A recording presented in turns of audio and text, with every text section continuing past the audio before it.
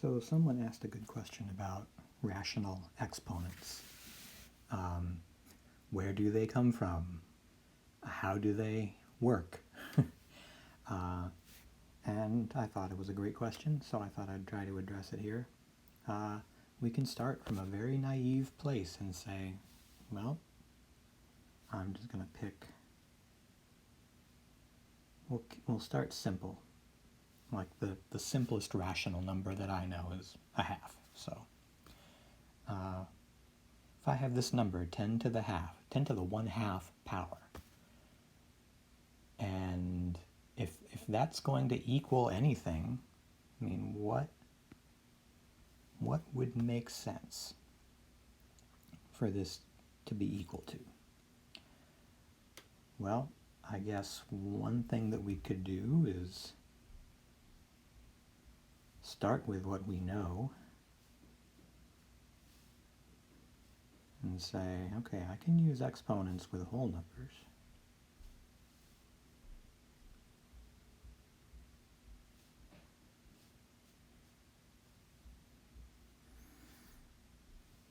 I know that 10 to the minus 1 is 1/10, 10 to the 0 is 1, 10 to the 1 is 10.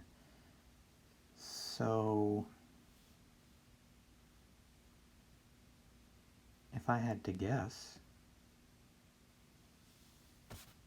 I'd say that 10 to the 1/2, whatever it's equal to, is in between 1 and 10. Okay, that's a good start. Some number between 1 and 10. What else we can do is say, you know what, if we're going to be playing around with rational exponents, I would like rational exponents to follow the same rules that integer exponents do. So if I have 10 to the 1/2 power, whatever that is, if I take that number and I raise it to the 2nd power, according to the exponent rules that we currently have, this should be equal to 10 to the 1st power, or just 10. So that must mean that that number, 10 to the 1/2, if I square it, I get 10. Wait a minute, I already know a number just like that. The square root of 10 is a number that, if I were to square it, I would get 10.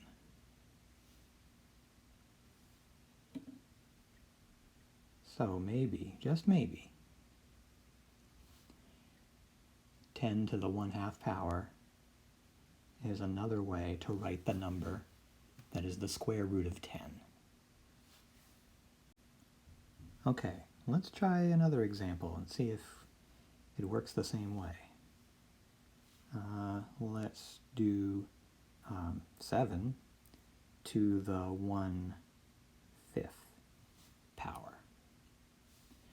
Again, I don't have a good guess as to what that number equals. I could do something similar to what we did with 10 to the 1/2 and say, well, 7 to the 0 power is 1, and 7 to the 1st power is 7, so it's going to be a number between 1 and 7, probably closer to 1, since this is to the 1/5 power.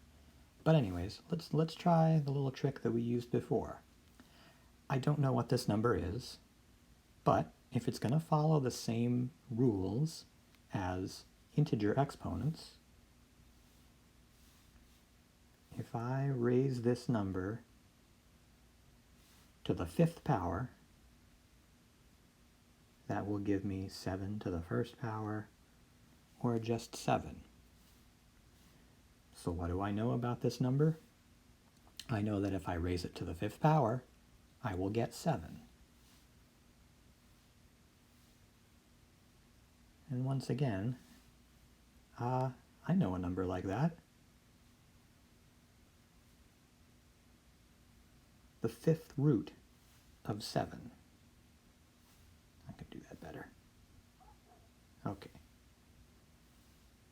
The fifth root of 7 is a number that if I raise it to the fifth power, I get 7.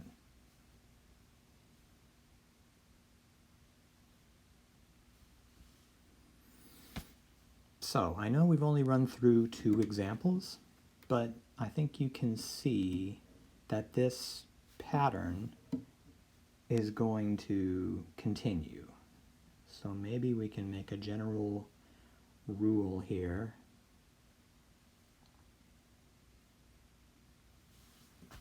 that if I have a real number raised to the 1 over n power,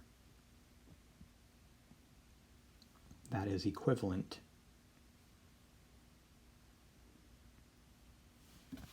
to the nth root of that real number. Okay, so that settles the issue of exponents of the form 1 over n. But not all rational numbers are of that form. What if I have a to the m over n? So any rational exponent. Well, once again, we can kind of make use of, if we expect rational exponents to follow the same rules as integer exponents,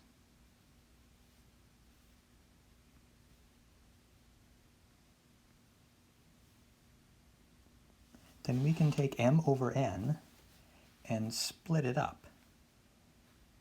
So this would be a to the 1 over n to the m. Those expressions are equivalent. And we already have a definition for a to the 1 over n. So this is equivalent to the nth root of a to the m power. Now, alternatively, we could split m over n the same way, but in the opposite order. You could arrange the exponents that way. But once again, we have an exponent of 1 over n, and we know what to do with that. It's the nth root of a to the m.